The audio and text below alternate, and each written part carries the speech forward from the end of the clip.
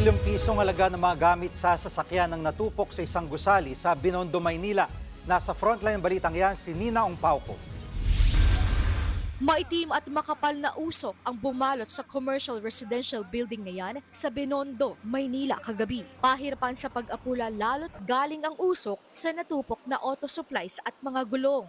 Ayon sa mga otoridad, pasado alas 7 nang sumiklab ang apoy sa unang palapag ng gusali. Sa lakas nito, halos 4 na oras bago tuluyang naapula ang apoy.